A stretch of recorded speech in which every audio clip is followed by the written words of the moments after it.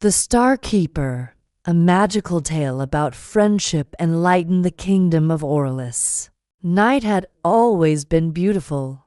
The skies shimmered with silver constellations. Rivers reflected their glow, and people fell asleep under a blanket of starlight. But one evening, the stars began to fade first, one by one. Then all at once, darkness swept across the land like a silent wave. No one knew why, except for the old astronomer who whispered, "The Star Keeper has fallen asleep." In a small hilltop village lived two children, Aaron and Lyra. Aaron had messy chestnut hair and a wild curiosity that always got him in trouble. Lyra was quieter, with silver blonde hair that glimmered even in shadow. She believed every problem had a song hidden inside it. When the stars disappeared, Lyra couldn't sleep.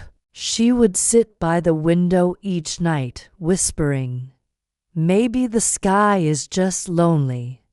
One night, she noticed something unusual, a single light still shining on the mountain. "Look," she cried to Aaron, "the last star." Aaron squinted. "It's not in the sky, it's on the ground." Without hesitation, they packed bread, a lantern, and a small flute, and set out toward the Mountain of Whispers. The path wound through the forest of echoes, where every step answered back with another. "Maybe the trees are talking to us," Lyra murmured.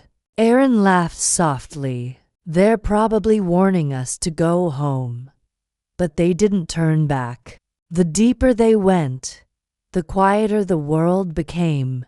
Even the wind stopped to listen. In the center of the forest stood a stone gate carved with stars. When Lyra touched it, faint music echoed, like the sky remembering its song. A soft voice drifted from the shadows.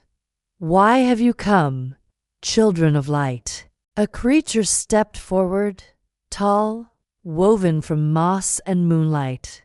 Its eyes glowed gently, like forgotten candles. "We're looking for the Star Keeper," Aaron said. "Someone has to wake them." The being tilted its head. "Then you must follow the path of falling stars. But remember, not every light is meant to be found." The lake of reflections behind the forest lay, a lake as still as glass. When they leaned over it, their reflections looked back, but slightly different. Lyra's reflection whispered, "You'll never find the Star Keeper. You're too small." Aaron said, "You pretend to be brave, but you're afraid of the dark."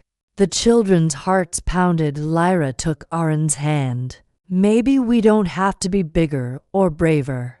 We just have to be together." The moment she said it, their reflections smiled and faded into ripples. A path of light appeared across the water. They followed the light until they reached a valley where the air was cold and thin. The moon hung low, pale and tired. At the center stood a giant bird, its feathers black as night, its eyes dull as ash. Chains of silver starlight bound its wings. Aaron gasped, "Is that the Star Keeper?" The bird opened one eye. "I was once, but the world stopped singing, so I slept." Lyra stepped closer. "The sky misses you." "The sky," the bird whispered. "The sky forgets." Lyra lifted her flute and played. The notes were gentle, a lullaby that didn't ask for sleep but for memory. The chains flickered, then broke. The bird spread its wings and rose, scattering sparks like rain. "Your song has light again," it said, "because you remembered the sky." The children looked up, and the dark sky began to bloom. One by one, the stars flickered back, forming constellations that danced across the heavens. The star keeper circled above them, voice echoing softly. Remember, children, the stars are not gone. They live inside every heart that dares to shine. Aaron and Lyra watched until the sky was full again. When they turned to go home, the forest glowed gently, guiding them back to Oral Is in the village. People woke to find the night alive with light once more. They looked up in wonder, and some swore they saw two tiny figures walking beside a giant bird made of starlight. Aaron and Lyra never told anyone exactly what happened, but every night, Lyra would play her flute, and Aaron would whisper to the stars, "Thank you for finding your way home."